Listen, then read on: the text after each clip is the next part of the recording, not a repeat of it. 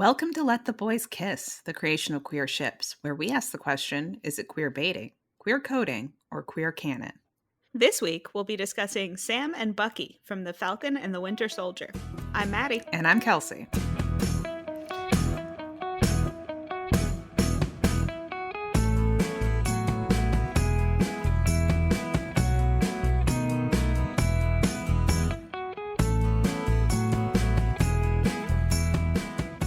We're back! We're back, baby! We missed you guys. We have! We've missed you guys. We've missed this format. This is a delight to be back and talking about the boys and if they should be kissing. Yeah, and it's nice to be starting back up with the MCU, which is where it all began. It all began Exactly. with the MCU, and one of these characters. Yeah, one of these characters was in that. So we're not just revisiting the Marvel Cinematic Universe, we're revisiting our boy Bucky Barnes. He's back. Oh, Bucky. Poor sweet boy. All right, so how do we do this? First, I believe we intro the ship. Okay. So who are we talking about today? We are talking about the Winter Soldier and Falcon, who are Bucky Barnes and Sam Wilson, respectively. They are Steve Rogers' best friends. They sure are. And we're going to be discussing various source material for them. Mostly we're talking about the Disney Plus series, The Falcon and the Winter Soldier. But we will be dipping our toes a bit into various MCU movies that the two of them appear in. Yes. And we have both seen all of this content. So we're coming at it from the same space. Okay, so let's do our traditional why do people ship them run through of their moments. Yes. I think, like you said, we want to start pre the Falcon and Winter Soldier, kind of see how these two characters developed, where they were, and then we'll talk about where they are at the start of the show and then how their relationship develops through the show. So these two characters first sort of meet in Captain America, the Winter Soldier. Bucky is very much just the Winter Soldier in that movie. He's hella brainwashed. Yeah, so Bucky doesn't meet Sam. Sam meets the Winter Soldier. Yes. That's also when Sam becomes friends with Steve. So it's our first introduction to his character as well. They start developing a bond. He tells Steve, like, I don't know, this is the type of guy you save. And Steve is like, you don't get it. It 100% is. I'm saving this guy. Yeah. Steve loves Bucky. He's gotta save him. He's gotta save him.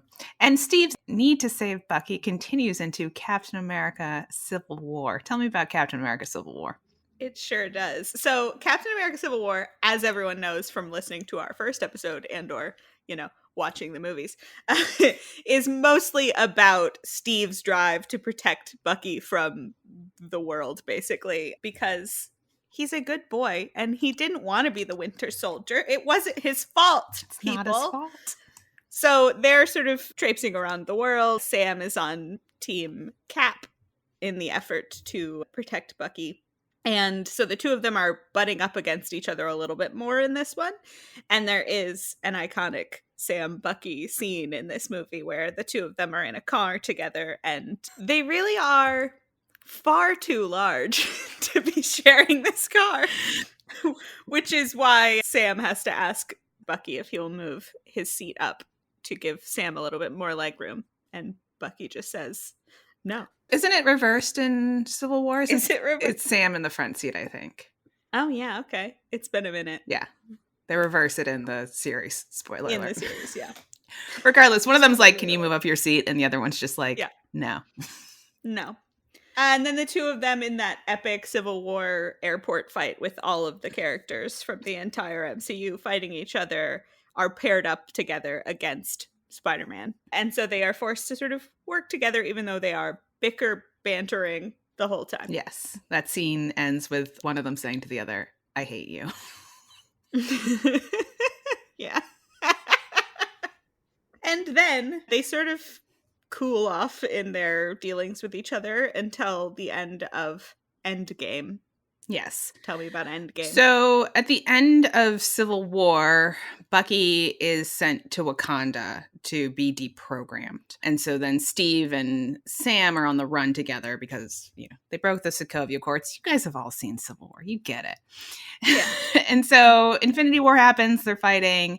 They both get dusted and they both come back together in Endgame in the final battle. And then Steve, of course, leaves. He takes all the stuff back to go drop it back off where it belongs, and then he just doesn't come back to where he's supposed to come back to.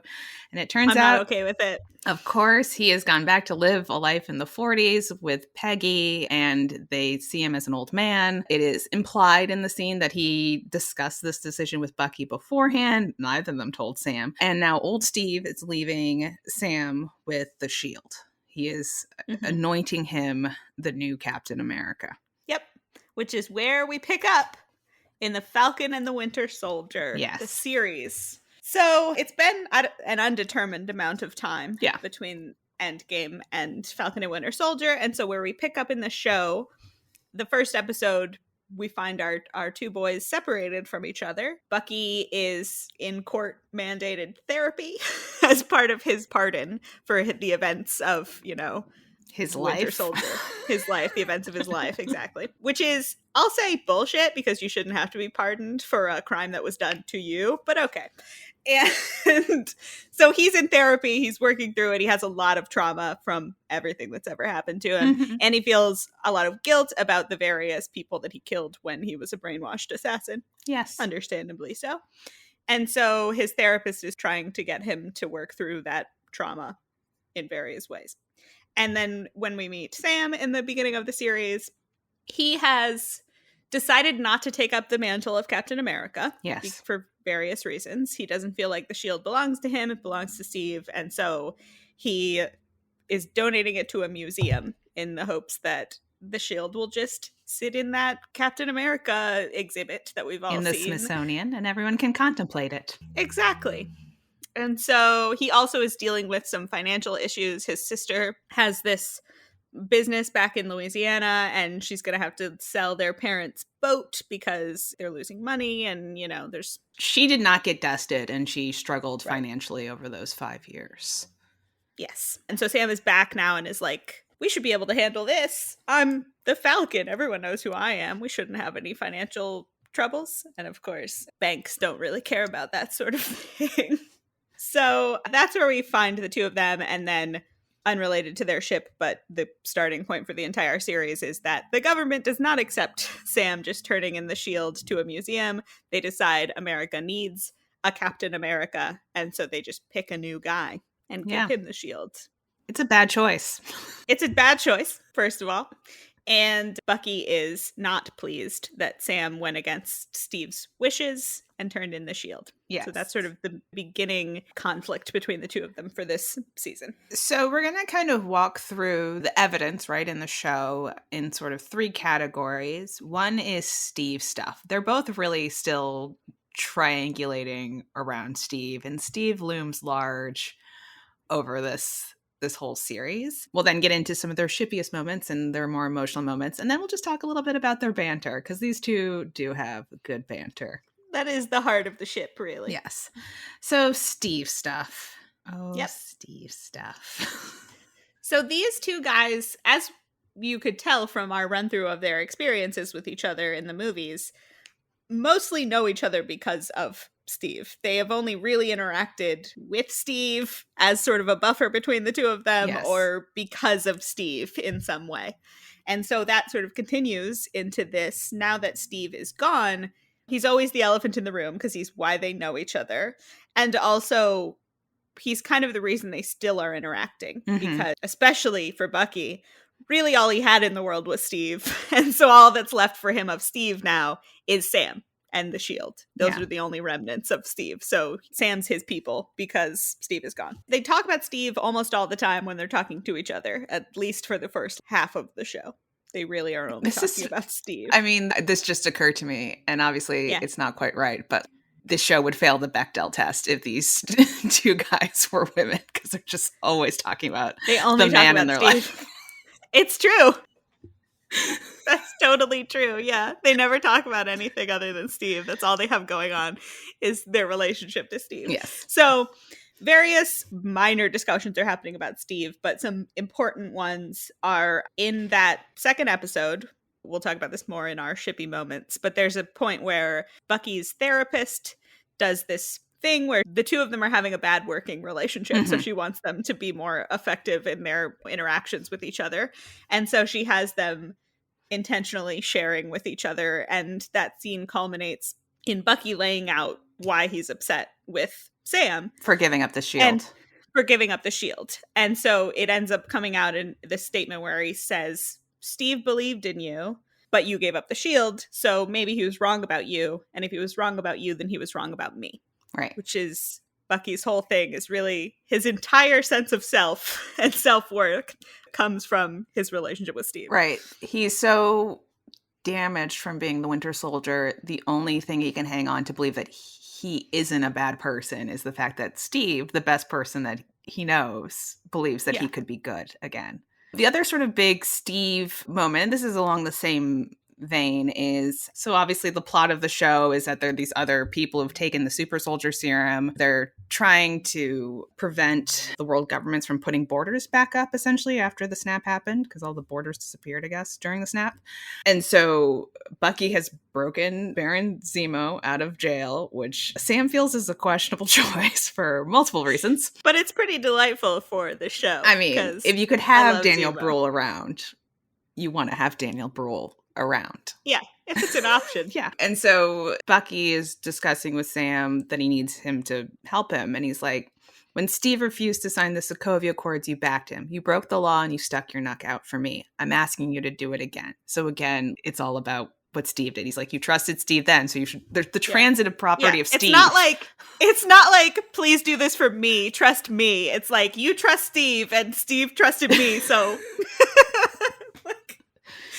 just trust Steve again, and it'll all be fine.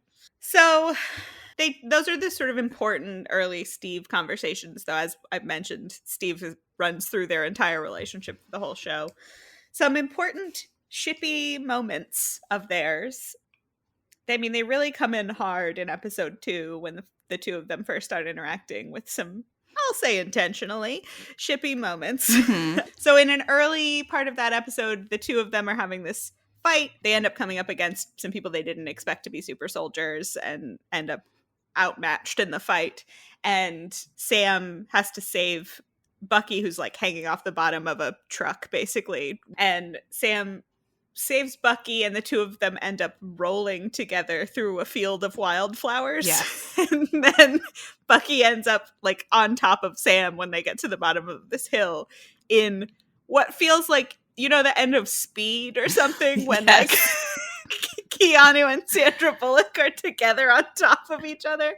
It's that sort of rom-com-esque moment. You know, classic rom-com, Speed. Well, okay, not only rom-coms. There's rom action. Rom action, yeah. Rom act. Rom act. That's a new thing. Yeah. So yeah, that's a moment for them. And then to return to what I alluded to earlier. Yes, let's dive into the whole therapy scene. Yes. If there was an origin of people's queer baiting claims about this show, I feel like it is this scene. Yes. So it is what is called a soul gazing exercise. Explain to me the soul gazing exercise. So I think there's sort of a couple steps to this scene. The therapist pulls Sam in with her regular therapy with Bucky because they're not getting along. And she says to them, this is something I use with couples when they're trying to figure out what kind of life they want to build together. And they go through things a little bit and they're being bantery. And she's like, okay, now we're doing the soul gazing exercise. So turn and face each other. And she's like, okay, get closer, get closer, get closer. And so they're sitting knee to knee. Sitting knees not yet. They're knee to knee, and she tells them closer. Yeah. And so they have to scissor. I don't like. Yeah, there's not a better word for it than that. Right. Yes. So you got Sam's knee, Bucky's knee in between his legs, Sam's knee, Bucky's knee on the outside of his legs, I believe is the order of things. And they have to look into each other's eyes. And that's when Bucky has his breakthrough where he talks about, like, I need you to the Steve of it all. Bucky has this, you know. The Steve of it all, exactly. Yeah. It's interesting because Sam reacts, I think, in the way that you expect people to react to this. But there is this running thing of Bucky is not very talkative, but he's like a guy who stares. Sam has mentioned this already many times. And that Bucky is a person who stares and doesn't say anything. And so then when they get into this and their therapist is asking them to do it, as soon as she says what it is, like, I think she just says soul gazing exercise, and Bucky's like, oh yeah, I'm gonna like this. And Sam's like, you're gonna love this. You're just sort of like, what? Yes. That's an unexpected reaction to being asked to stare into the soul of your bro. Yeah, but yeah, that's when he talks about how if Steve was wrong about you, maybe he was wrong about me. He wasn't, Bucky. You're a good boy. He's a good boy. So then, yeah, of course, they do that. They're staring into each other's eyes. They have their heart to heart. But to get out of the emotional fraught moment, Sam is like, thanks, Doc, for making it weird. And he like punches Bucky on the arm. Yeah, he bro taps right out of that scene. You're like, okay, Sam. There's a couple of other emotional moments. There's a sweet moment where they're with Baron Zemo and they have to go into Madripoor, and Baron Zemo's like, you have to pretend to be the Winter Soldier again. And Sam is quite worried about Bucky and what that means for him emotionally. Yeah. Get back in that headspace. It's rough, man. Bucky has not at all processed the trauma of being the Winter Soldier, and then to go back and pretend to be him is pretty fucked up. With Baron Zemo, one of the people who victimized him. I mean, exactly. There's a lot going on for Bucky psychologically this show and all the time. Truly. And then a final, sort of shippy moment for the two of them is at the end of, towards the end of the last episode, after they've had their final big action sequence. Basically, Sam gives this speech to the nation, but also to the members of this UN group. The Global Repatriation Committee, I think is what they're called, or council. Sure. He gives them a speech about how they need to consider the consequences of their actions, right? Because the whole way through, they've been trying to treat this quote-unquote villain of the series as a terrorist when Sam has felt connected to her because she's really just trying to help her people that are all displaced. So, he gives a big speech and Bucky sort of watches him appreciatively as it's happening. But then when Sam finishes his speech, Bucky is like, oh, sorry, I was busy texting, so I didn't really hear most of that. Leaving a little bit of banter. And then he gives him a, good job. Yeah. Like pat on the back or whatever. And then the other shippiest parts of the relationship are anytime they're together at Sam's childhood home. So he's from Louisiana. It's, hot and on the water and sunsetty. Yeah, it is. And like Trey domestic. Yeah. There's a couple of times that Bucky goes down to Louisiana. There's an early scene when the family boat that is in disrepair, Sam has called together the community to try to get some help fixing up the boat. And so Bucky out of nowhere shows up at the like boat fixing party and he has brought Sam a new Falcon suit, which his had been previously broken. So Bucky had the Wakandans make one for him, which was very lovely. Yes. And then Sam needs help fixing the boat. So there's this long montagey scene of them just fixing the boat. And Bucky using his strong vibranium arm to help. And while he's there at one point, Bucky is like, well, I guess I better go. I mean, I gotta go check into my hotel and get ready for my flight. So that Sam is like, all right, just stay. You could stay with us. Like, right. Which allows Bucky to have cute moments with Sam's nephews. Well, I was thinking he sleeps on the couch at their house, and then in the morning, Bucky wakes up and Sam's nephews are playing with the shields, and Bucky is watching them. And I think it's like maybe the first time Bucky smiles in the show. And you're like, oh, this poor guy. But isn't he smiling about Steve? He's thinking about Steve. He's thinking about Steve. These kids still loving Captain America, and he's like, yeah. Yeah, he is. But it's just nice to see him smile at all, have connections to people. And then there's another party at the end of the show where the whole community is there. They're all hanging out on the docks, and Bucky shows up, and he's like a whole new person. Like he's had a whole transformation in this scene. He shows up to the party. He's brought a cake. Sam's nephews are playing with him. They're like fake fighting each other. He's having a great time. And then he's hanging out with everyone. He's like talking to people, which doesn't feel like a thing Bucky really does. The kids are hanging off of his vibranium arm. He and Sam hug or whatever when they see each other. And then the very end of the montage and the show is Sam is watching the sunset and Bucky walks up to him and they are watching the sunset together, and then they smile and walk off, and Sam puts his hand on Bucky's shoulder and they walk off away from the sunset together. Yeah. Not into the sunset. So those are the shippiest of the moments, I would say. Yes. But we should talk about the banter. Yeah, these two have great chemistry. We'll talk a little bit about that later again, but there's just a ton of fun banter throughout the show. Early on, there's a bit where when they're trying to figure out who the supposed terrorists are, they don't know who they're fighting, and Sam is talking about the big three. And there's this great moment where Bucky mentions Gandalf, and Sam's like, "How do you know who Gandalf is?" And he's like, "I read The Hobbit when it first came out in 1937." And you're like, "Oh, Bucky." And you're like, "Oh, Bucky was a little nerd when he was young. I like it."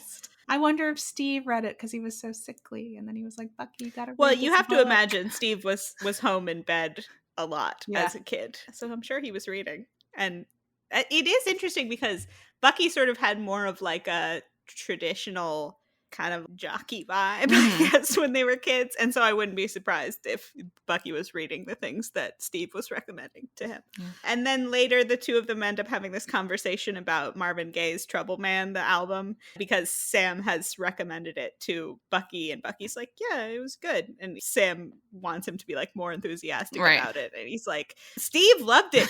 Steve loved Marvin Gaye." He's like, "I like Marvin Gaye.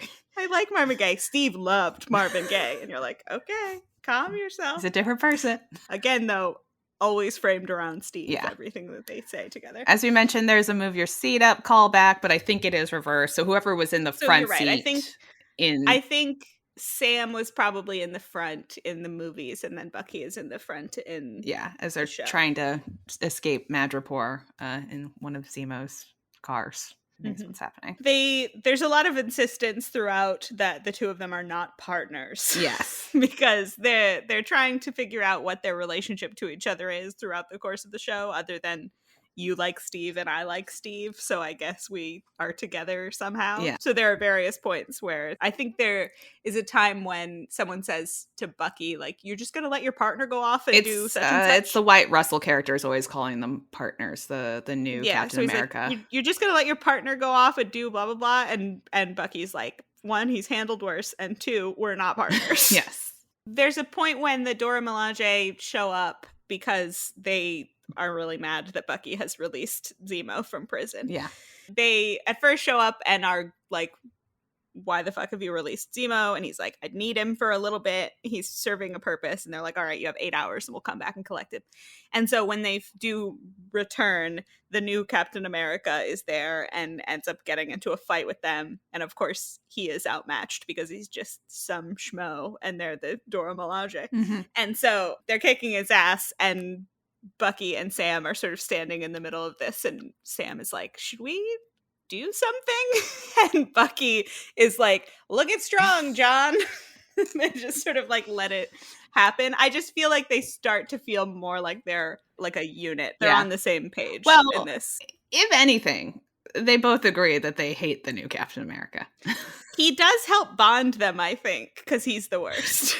And so they are not pleased about him. They do agree, regardless of whether or not Sam should have put this shield in the Smithsonian, that this whole situation is a disaster. Not great, yeah. But this all comes together, like the Steve stuff, the emotional stuff, the banter to an extent, in like a heart-to-heart they have. I think it's in episode 4 or 5. It's 5. It's 5, okay. Where they are at Sam's place in Louisiana. This is after they've been fixing the boat, I think, Yes. and Bucky hasn't left yet. And so Sam is training with the shield because they've at this point taken the shield from the new Captain America. Right. And Sam is starting to come to terms with the fact that he's probably going to have to be the one to use it. So he's training in his backyard. They're like playing catch with it, basically, hitting it off against They're having the a catch. trunk of a tree. They're having a catch. And when you're having a catch, that's when you also have a heart-to-heart. It's true. And so they have this conversation that sort of does, as you said, all of the things that have been going on in their relationship. So it starts with Bucky apologizing to Sam because while he was mad about Sam giving up the shield, and it has taken this long for him to understand why it was potentially very complex for Sam, a black man in America, to take up the shield of Captain America. And We mentioned when we talked about Endgame that it's implied that Steve and Bucky talked before Steve made the choice to go back. And he says in this scene, like, Steve and I talked about you getting the shield, and we didn't And neither of us understand. understood why it would be complicated for you. So I apologize that I was mad at you for giving it up. And then also, they sort of start to have a conversation about how Bucky needs to separate his own identity from Steve. Mhm. So Sam starts to tell Bucky, like, Steve is gone and it doesn't matter what he thought. You need to figure out who you are for yourself. And then he starts to ask him if he's still having nightmares, which of course he is still having nightmares, because how could he not be? And so he gives him some advice that ends up being helpful for him about how to make the therapy that he's going to more useful. Yeah. And then by the end of this, they have this really weirdly no homo-y, like, define the relationship conversation where they're like, all right, cool, we're good. They are clasping hands and like, we're gonna keep working together, blah blah blah. And then they start to say what they are. I wrote down what they say. Okay, so please. for a dramatic reading, Bucky is like, you call me when you have a lead and I'll be there. Not necessarily as a team. We're not that good. And Sam's like, definitely not. And Bucky says, we're professionals and we're partners. And Sam's like, coworkers. And Bucky says, but we're also a couple of guys with a mutual friend. And Sam says, friend's now gone. And Bucky says, so we're a couple of guys? And Sam says, I can live with that. And Bucky's like, perfect. And Sam says, thanks for the help, man. Meant a lot. Of course. And then Bucky walks off. So you're like, that's weird. Their takeaway is they're professionals and they're a couple of guys. Yeah. Am I That's the their only relationship professional to each here? other. Yes. But yeah, that's how they come away towards the end of the show. Like, what's our relationship to each other? We're a professional couple of guys. I know. Right. You know, I always go to my professional couple of guys family get together at their boat and bring a cake and hang out with their nephews, and yep, that's me. Me too. Happens to me all the time. Me with my professional couple of guys. Like, it's funny that they are so reluctant to even call themselves friends. It's very strange, their relationship with each other. I guess they don't want to lose the frisson of being at each other's throats. That's true. There's a definite frisson there. Okay, so that's what happens in the show. We want to dive into, okay, so what are the actors and the creatives saying about their relationship? Is that what they're saying? Are they saying they're a professional couple of guys? I mean, kind of. Yeah. To be fair. Kind of. So we should, before we get into this, we should say Anthony Mackie and Sebastian Stan, over the course of the films, during the various many press tours that the two of them were on, developed a reputation as, like, hilarious friends. Sort of. So the two of them would be paired a lot in interviews. They're very funny and personable, and people just liked to see the two of them together. Yes. Which I think is part of what contributed, obviously not just to the ship, but to the creation of the show. Let's take their actor chemistry and just port it right into the show, and everyone will have a good time. We're already having a good time. Exactly. So yeah, that's the context going into the show and sort of the premise of many of the interview questions. So the first quote we have is from Daniel Bruhl, who of course we've mentioned, we love. He plays Baron Zemo. Yep. He's a great part of the show. And I guess someone asked him about Sebastian and Anthony. And he said, Sebastian and Anthony have a very different energy, but they are a perfect couple. They now look to me like they are a married couple. Thanks, Daniel.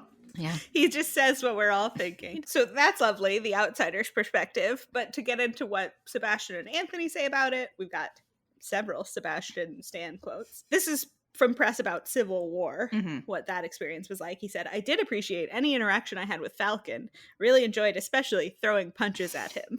Oh, that frisson. It's there. They love the frisson. We have another quote. So Sebastian Stan was specifically asked, I guess, about Bucky's potential queerness years back. And he said, because aside from any particular ships with Bucky and Steve and or Bucky and Sam, Bucky Barnes as a character has been read by many as potentially queer. So bisexual or whatever, just because of various characterizations of him throughout the years. So yes, Sebastian was asked about that. And he said, it's great that people would interpret his character in that way. Movies are for people to relate to in whatever way they want. If someone takes the time to think about that, that's great. I don't think of the character that way, though, but there's no right or wrong answer. This is sort of a Neil Yeah. Gaiman-esque style response. Aside from, I don't know if Neil Gaiman ever is like, that's not what I think. He usually won't even say that Right. part. His take is usually like, I will not say. Yeah. He's like, I think my thoughts, but you don't need to know what they are because they're meaningless. Yes. So he is giving us a little bit more of his take, but yes, the no right or wrong answer is technically correct. If it's not specific text, it's not specific text. It's true. And at no point does Bucky scream to the heavens, I'm 100% I'm straight. I've only ever thought romantic and sexual things about women. Yeah, that's not a scene. That'd be interesting, though. That would be interesting. I mean, it would be hilarious if we got to a point where movies and TV did that for every character they wanted us to know was straight. Just honestly, I think that's fine, because if that gets us out of the mode of to be queer, a character has to say they're queer, but to be straight, they just have to not say they're queer. Yeah. If the rule is people have to announce what they are, then everyone should have to announce what they are. Just the pilot episode of every sitcom when people come into the apartment. They're like, hello, I'm Jim. I'm Joe. I'm straight. So yeah, again, on the topic of chemistry between Sebastian and Anthony, Sebastian said, it only took about 4 press tours for someone to kind of get the idea that these 2 lunatics should have a show that became the Falcon and Winter Soldier. Yes. And again, acknowledging that he's aware of the shipping, I guess. Another interview, Sebastian Stan said, somebody the other day said, you know what the real love story is? The Falcon and the Winter Soldier. Mm-hmm. And Anthony Mackie laughed and said, I think it's a bro hatred between the two. All right, so we're transitioning right into Anthony Mackie, who has some, I think, more interesting statements. I do feel compelled, before we read these very interesting statements, to say there's a lot of pressure on the actors in the whole MCU to say and have opinions about things that are really not within their control.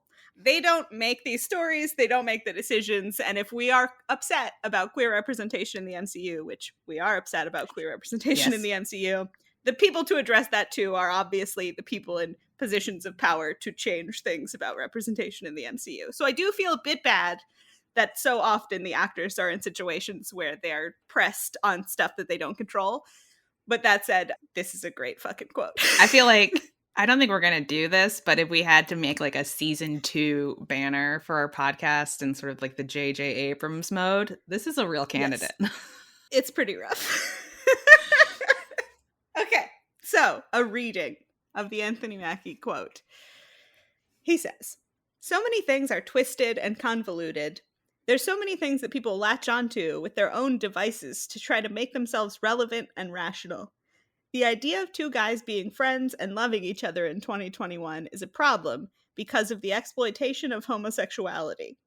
It used to be, guys can be friends, we can hang out, and it was cool. You would always meet your friends at the bar, you know. You can't do that anymore because something as pure and beautiful as homosexuality has been exploited by people who are trying to rationalize themselves. What does that mean? What is... something as pure and beautiful as homosexuality has been exploited by people who are trying to... who are these people? What are they trying to rationalize? And how are they exploiting homosexuality to that end? Is my question. Yep. It's a 3-parter, that question. Yeah. I agree with you. I'm a little confused. First of all, the assumption that homosexuality is pure and beautiful is an interesting one, that it is particularly more pure and beautiful than any other sexuality. I'm really not sure. I'm with you. I'm not sure who the people exploiting it are because they're trying to rationalize themselves. Don't know what that is. Unclear. Mm-hmm. But truly, my favorite thing about it is the implication that guys no longer feel comfortable going to get drinks with their friends. Yeah, is that a thing that's happening? I really don't think so. I mean, if it is, you'd think more people would be complaining about it. I don't know. Well, you think it would be a problem for bars, like the bar industry. Like people don't come to the bars anymore because they're worried that if they get drinks with their friends, people will accuse them of homosexuality. Yeah, I haven't seen that in the news. You'd think it would be in the news, right? Yeah. Or maybe it's, everything else that's in the news these days. COVID plus guys can't go to the bars anymore with their friends, like that would decimate the bar Oh, industry. shit. Yeah. Also, okay, a close reading of the second sentence here. There's so many things that people latch onto with their own devices to make themselves relevant and rational. So, what are the devices, I guess, is my question that people are using Clamps? to latch on. Yeah. We're using clamps to latch on to the Sam and Bucky relationship to make ourselves not just relevant, but also rational. Yeah. I mean, it's word salad. It's all just word salad. Yeah. Again, like this and the J.J. Abrams quotes are just beautiful, beautiful word salad. He did finish off his thoughts about it with Bucky and Sam have a relationship where they learn how to accept, appreciate, and love each other. You'd call it a bromance, but it's literally just two guys who have each other's backs. Which is like, cool. Yeah. I'm happy they have each other's backs. I also agree with you, Anthony Mackie, that the word bromance should be struck from the record. Let's stop calling things bromance. It's a dumb word. Yeah. I think we've moved past it. Yeah, but he seems to be squarely in the camp of like, can't guys be friends without people thinking they're gay? Yeah. The issue is not that that's happening. The issue is people write in romantic tropes into fiction. It also might be fine for you to write these guys exactly as you've written them if your world was full of all types of people. Yeah. Right? If you had all sorts of interesting, non-straight situations happening elsewhere, you could have this very close platonic male friendship. But that's not the world we find ourselves in, right? You're left in a place where it's like people are looking for any scraps of anything to latch onto, and they are fed what, as you said, are explicitly romantic tropes between these characters, and then told by some that they are crazy for thinking they're romantic, right? Right. That's an issue. Yes. All right. So those are our actors. Sebastian seems a little bit more live and let live about the whole thing. Yeah. I mean, whatever you feel about it, and I can certainly understand an actor feeling sort of harassed by like the level of enthusiasm some people have about this stuff.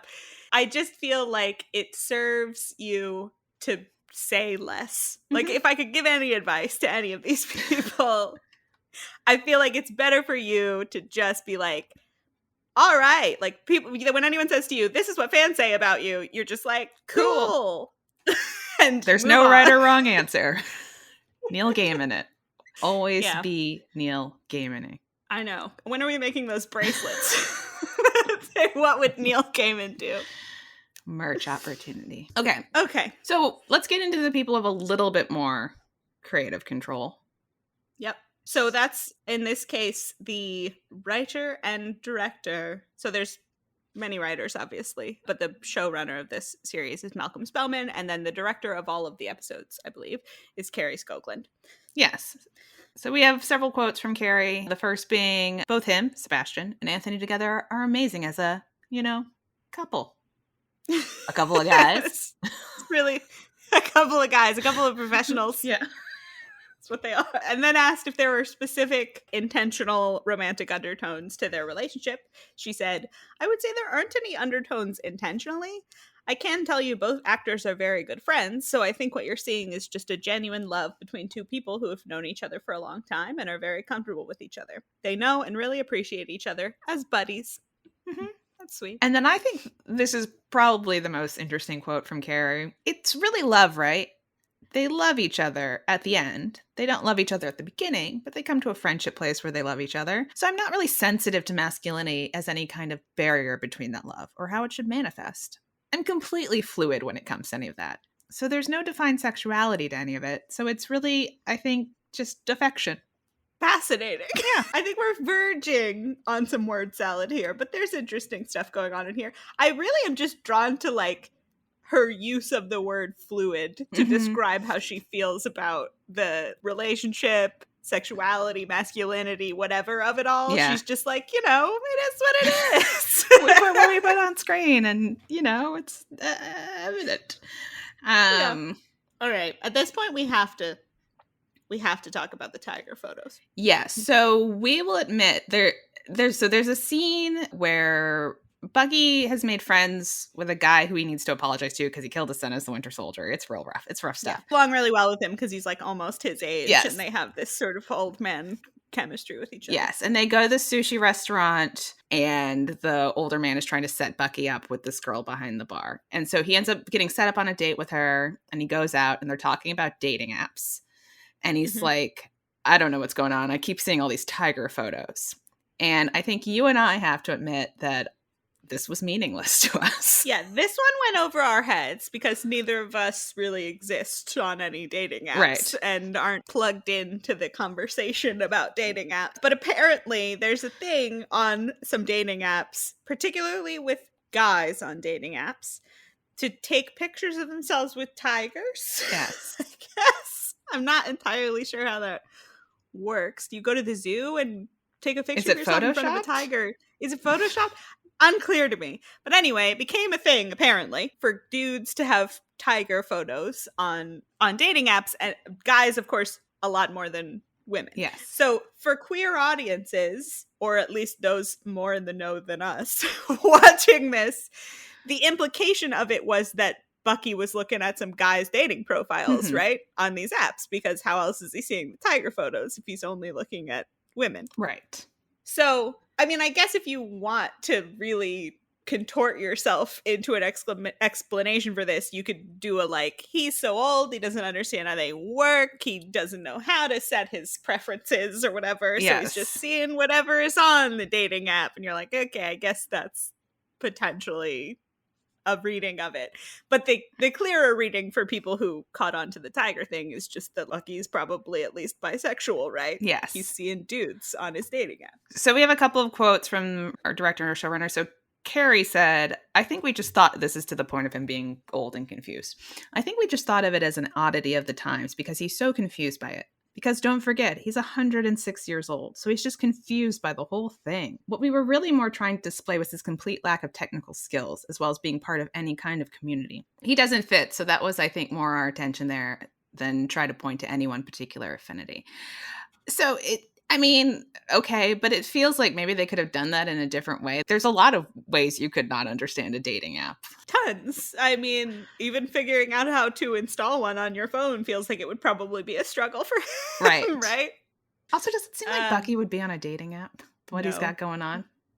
Well, I mean, here's the thing. I bet his therapist assigned it to him. Oh. Like, doesn't that feel like a thing that therapist would make him do to get back out there? And you need to have relationships with people. Which dating app do you think his therapist made him sign up for? I don't know. Plenty of Fish. Bumble? I have no idea, dude. Okay. But I do feel like if I doubt he'd do that. Write in. Let us know which dating app you think Bucky's therapist made him sign up for. Yes, please. We would love to know. But yeah, it feels like to me if he is on a dating app, that is why. Like, or I mean, I would say some friend of his, but he doesn't have any friends at this point. Yeah. It's because like Sam might have tried to make him do that, but they weren't really talking at this point in the show. Do you think Steve tried to get him to do it before he went back in time? I mean, I was going to say that, but that hurts my heart so much. I just didn't want to think about it. Because I'm already so mad at Steve for abandoning him, but for Steve to also be like, I'm going to leave, but we'll just put you on some dating apps, and then you'll be fine. Fuck you, dude. Okay, well, we don't know. No. Anyway, to wrap up with a delightful, perfect encapsulation of some queerbaiting accusations here. When they talked to Malcolm Spellman about the same thing, the tiger such and such, he has this delightful quote. He said, I'm not diving down rabbit holes, but just keep watching. Classic move. It's a classic move. I'm not going to answer that question, but keep watching and maybe you'll find out. We're not. Spoiler alert, we're not going to find out if we keep watching. The answer to that is not in there. No. So, it's kind of a mixed bag from our actors, creators. Yeah, there is quite the spectrum. Yeah, it's from the sort of like, you make up your mind, it's up to you, to Can't guys just be friends? Yeah. Guys can't even look at each other in the same room anymore without getting accused of things. Okay, so let's get into our fan production. What are fans up to? What have they been up to?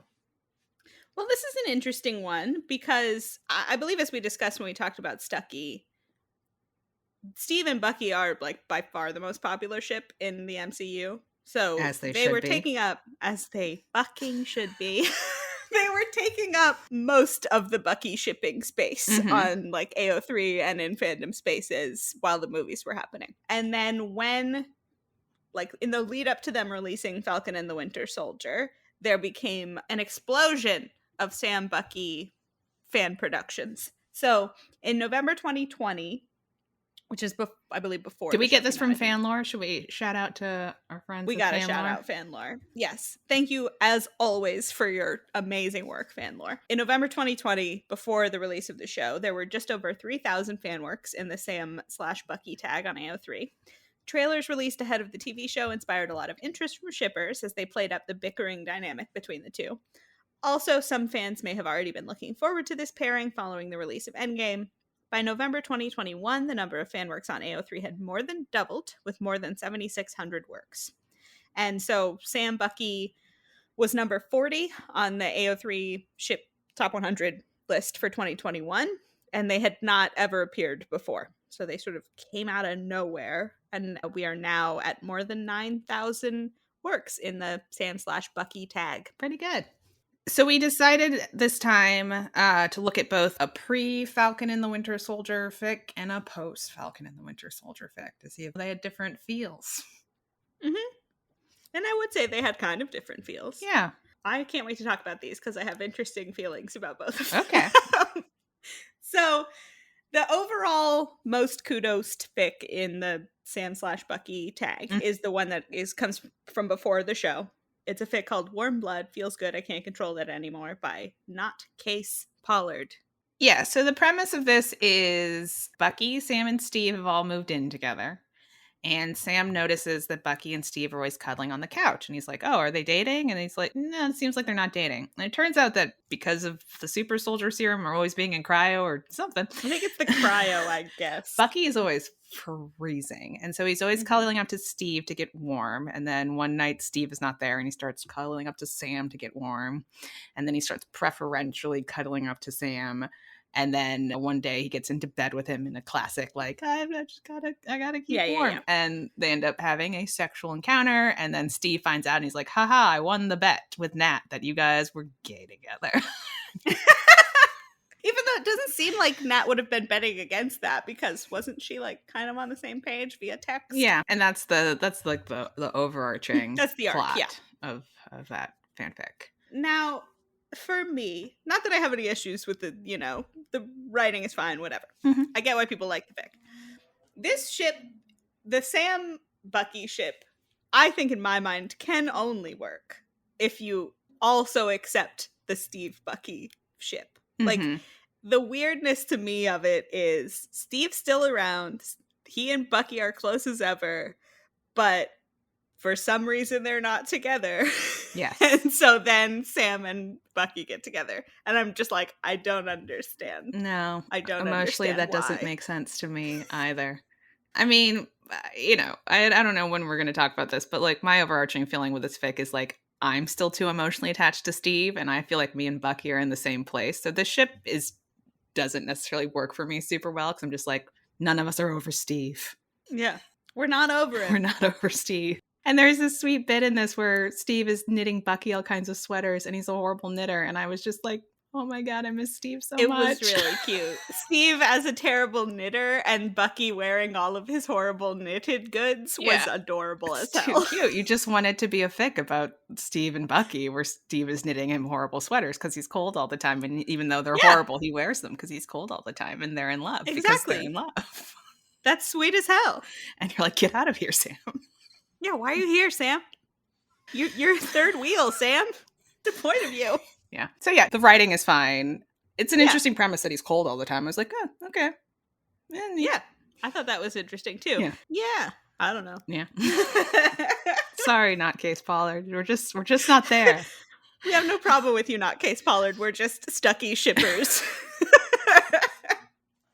Okay. So then we get okay. the Falcon and Winter Soldier tag, which is a fic where Steve is not there. Steve is left. Yeah, this is called Just Won't Do Right by Glitter Cake. Like that username. It's great. So yeah, Steve is gone because this is during Falcon and Winter Soldier. I think this one takes place between episodes 1 and 2. Yeah, it seems like it. Well, Taurus has shown up, so I don't think Sam had met Taurus before episode 1. Yeah. Well, yeah. Oh, so you mean it's not before the series? Yeah. Yeah. So this is one where the implication is that Sam and Bucky had been close in the past. Mm-hmm. So sometime between when Steve left and now, the two of them were really good friends and have since grown apart. Sam went home. Like it seemed like they were living together in New York or something. Or at least spending a lot of time together in New York. And then Sam was like, I gotta go home. Sam moved home. And since Sam moved home, Bucky's been ignoring his texts and stuff because he is emotional about it. Yeah. And so Bucky is already in love with Sam at the beginning of this fic. He just hasn't told him about it. Mm-hmm. And so Sam keeps trying to get him to come down to Louisiana to hang out. And he finally does go down there. And Torres shows up. Bucky feels threatened and jealous and sort of ends up not being able to take watching the two of them because Torres is just so cute. He's delightful. He does great diving. Yeah, they both like Red Wing, Sam's exactly pet robot. And so Bucky ends up getting to the point where he can't take it anymore and he storms off and then he announces that he's in love with Sam. Sam's like, what's wrong with you? And he's like, I'm in love with you. And then he runs away. Mm-hmm. And then Sam realizes that he is also in love with Bucky.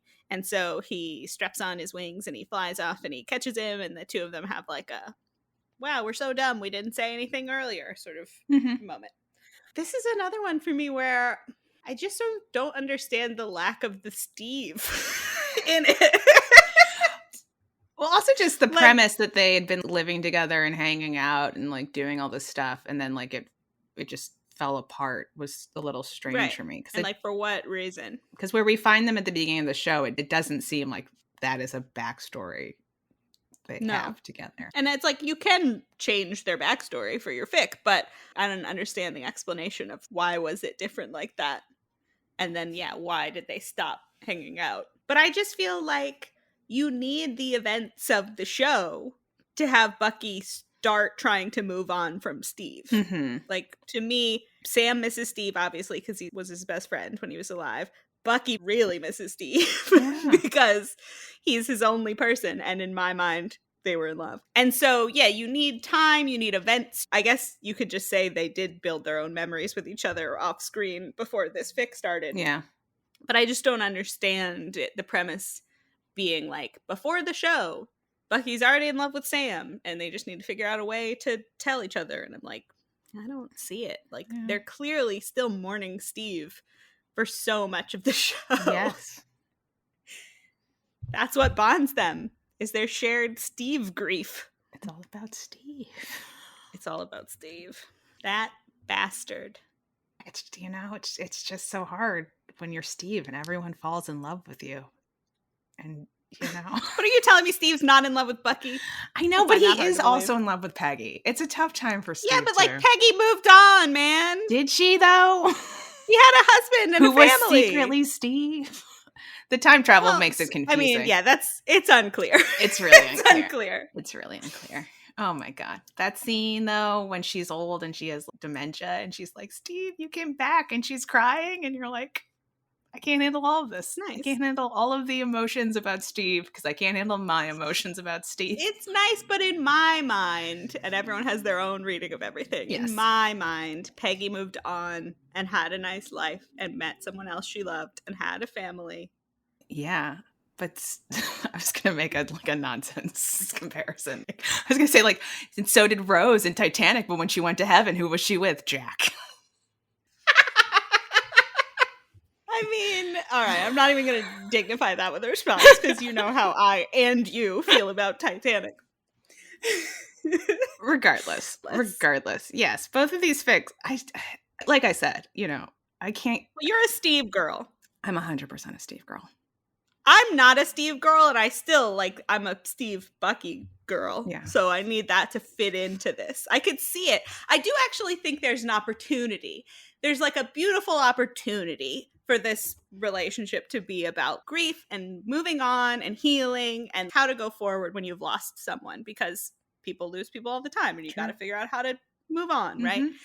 So I do think it appeals to me in that sense, but it really only works for me if that's the story of it. And I feel you have to do that work for it to get you there.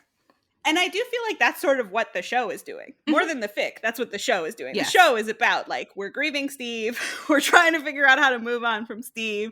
Bucky's trying to figure out how to be his own person, which he has to do to have any sort of new relationship.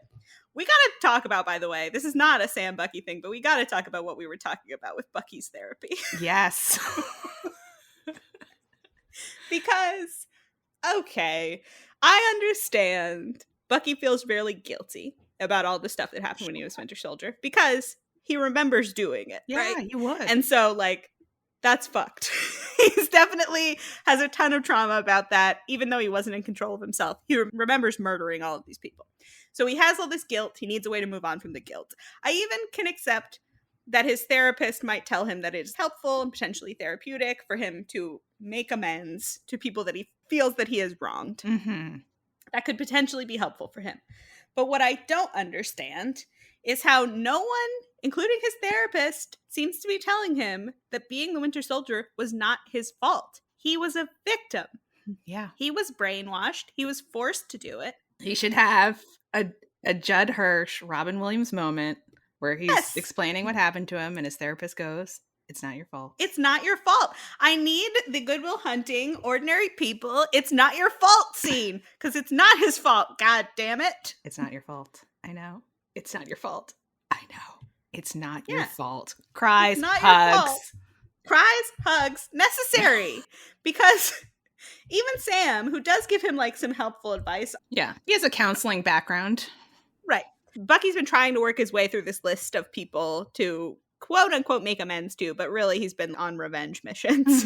And Sam gives him advice about why it hasn't been working. It has been making him feel any better to do it this way. And that is helpful, but even he doesn't tell him, it's not your fault.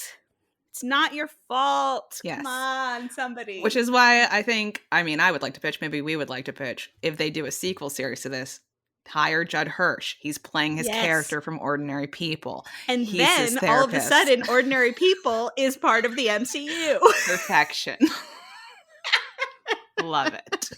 Yeah, that's what I need. If there's a season 2, what I really want is that. Can we please address the therapy that Bucky has been receiving? Donald Sutherland has not been in the MCU, so he could also be his character from Ordinary People. You could just see him leaving Judd Hirsch's office one day. I love the idea that Donald Sutherland has been receiving therapy from Judd Hirsch all this time. I hope he's doing well. Me too. You know? We won't see his son, but that's okay. No, we will not.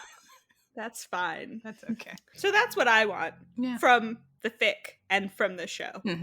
I am like, my mind is open to the ship and potentially to fic of the ship, but it needs to do very specific stuff, I think, for me to like it. And I think I just can't get over Steve, but that's on me, guys. I'm sorry.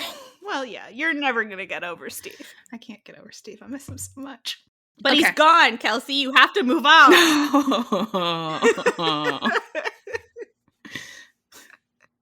You can't live in the past. I can rewatch Captain America, the first Avenger, as many times as I Bucky, want. You couldn't do that. You couldn't just watch the movie. I'm sure there's documentaries of Steve that he can just spend all day watching. That's too sad. That's true. He could just go live in the Smithsonian. That's too sad.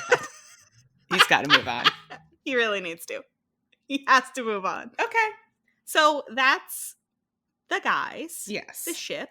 The people. Is there like scholarly work we want to consider? A broader conversation? We don't have too much. So, spoiler alert for our next episode. We're going to stay in the MCU and talk about Loki. And I think we're going to dive a bit more into just sort of the broad conversation around queer baiting in the MCU. But it feels like the complaints about this ship are in some ways less about this ship in particular than the sort of broader conversation about queer representation in the MCU. So, like, you do have the background of Bucky maybe being not to give away the answers to our questions, bi-coded or queer-coded in the past.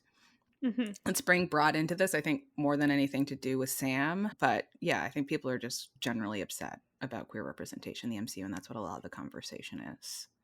Fair enough.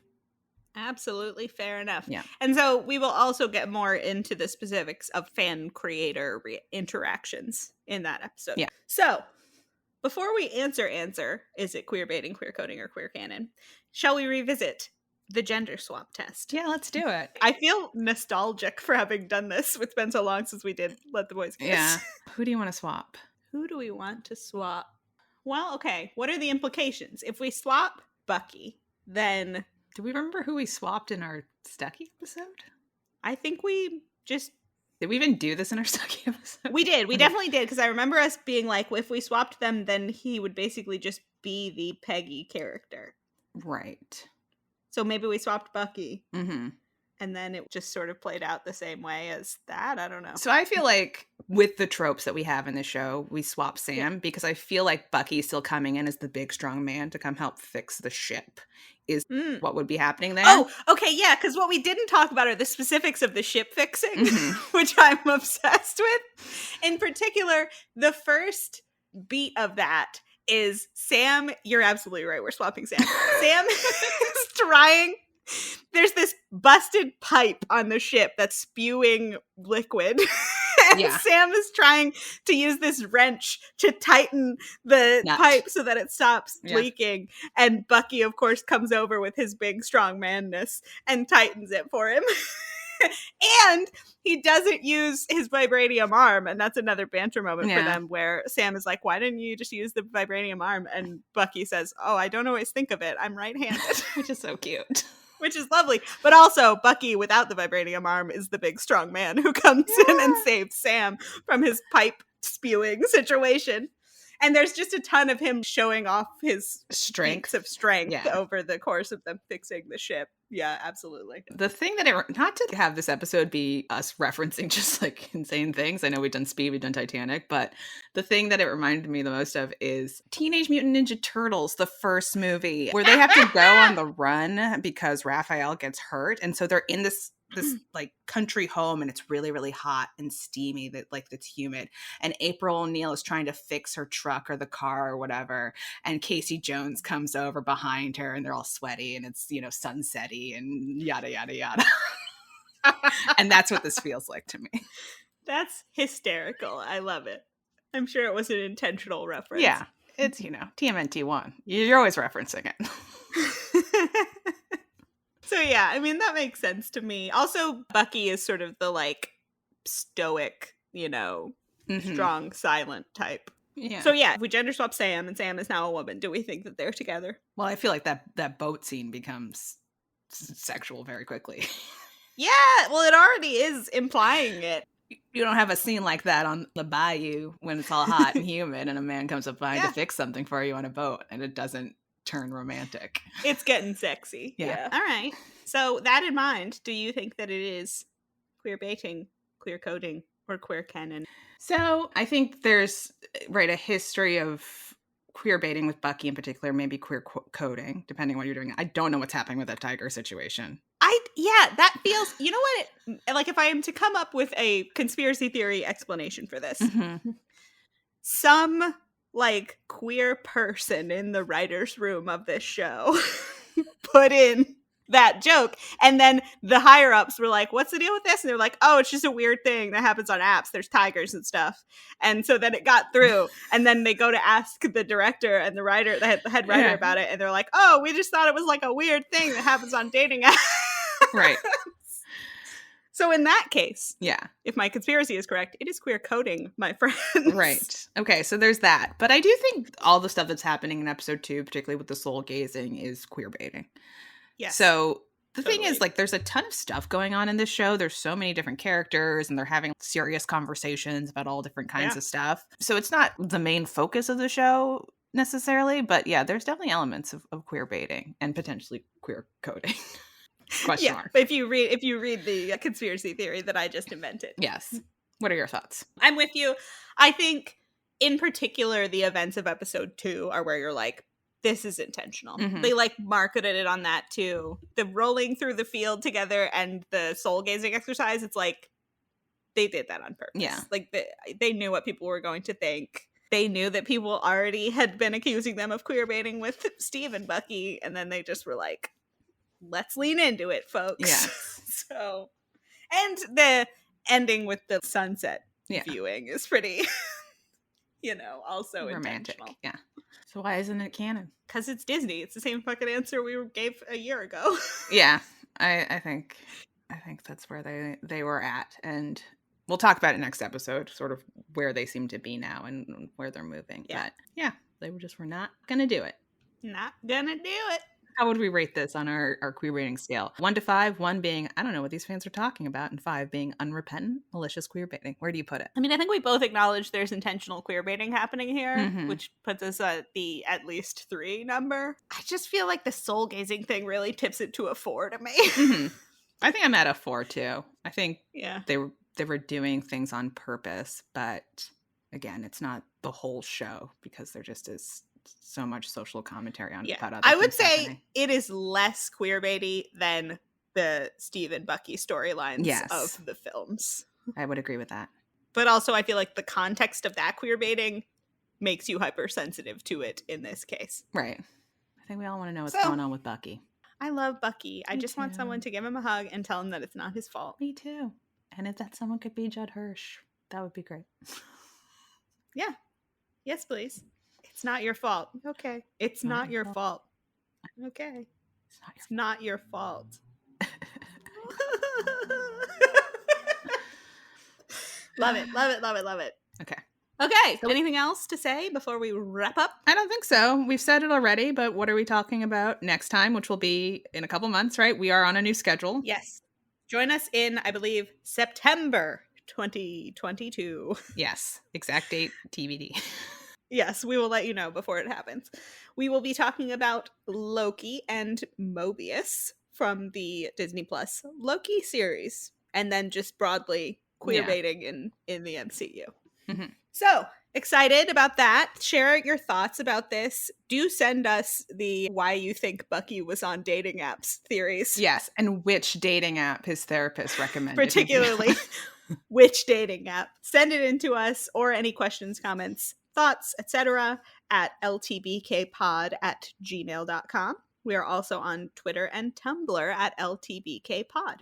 If you've been enjoying the podcast, tell a friend, leave us a review, subscribe. Our next episode, as we said, will be out in September 2022, wherever you get your podcasts.